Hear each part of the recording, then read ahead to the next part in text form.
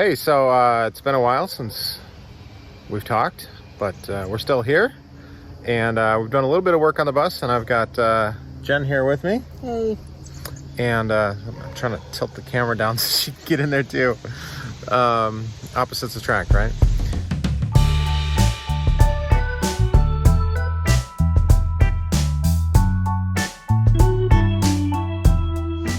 So we have been enjoying our Minnesota summer. It doesn't last long, so we've been out and done a couple of trips. We did our anniversary trip. That was a lot of fun. I think we've been to Grand Marais, all the way up to within spitting distance of Canada. Yep. That was a lot of fun. And but we have done a little bit of work on the bus, not much, but I haven't shown Jen it yet, and so I thought, well, I'll Should I be scared? No, you shouldn't be scared. It's gonna be great. Okay.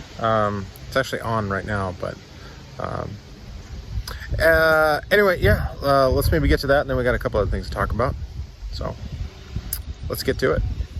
Okay, you ready? This is the door. The door still works. This is the door. You know, I have been trying to shine it up a little bit here or there in between doing things that I really should be doing. You know, like Those wires need to be fixed. yeah, they do the job. I don't know. Yeah. Okay, so you don't need to shield your eyes. You can just walk in. All right. So you know what? You go in first.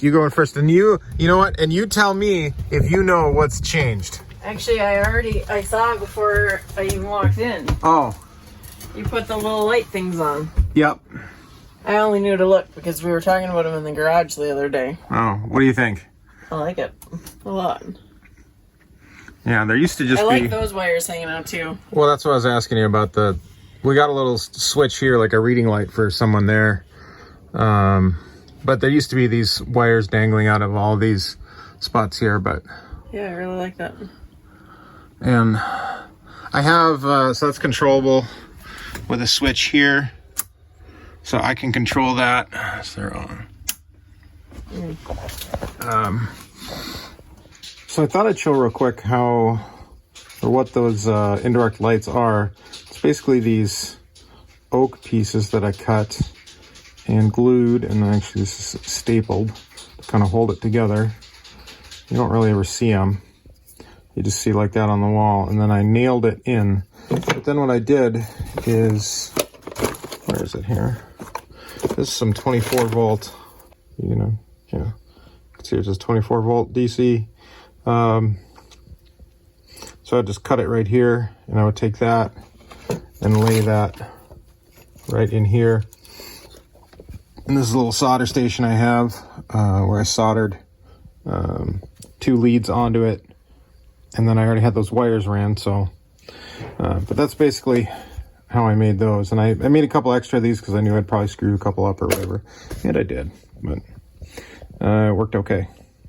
So I guess what's nice is then normally when we're driving at night, we have the under cabinet lights on. I'll show you. Oh, you're going to show that? Okay. And that's a lot more light. And that's actually not bad. But No, but when you got kids who are trying to go to sleep, it's almost too much light. yeah. That's way too much light. That definitely is way too much light. No, I really like the reading lights. They're called indirect lights. Fine, indirect lights. But I can read under each light if I want to. Well, it's kind of getting twilight right now. I think when it gets completely dark, they're not super bright. To where I even sat here last night, and I felt like I could see the road just fine, even without the headlights on. There was a full moon, so it worked just fine. You went for a drive last night, didn't I did you? not go for a drive last night. The neighbor says that you like to take it out and test drive it once in a while. Wait, what? When there was a neighbor doing a garage sale down the street, I don't know, like, was it like the beginning of June yeah, it was in June.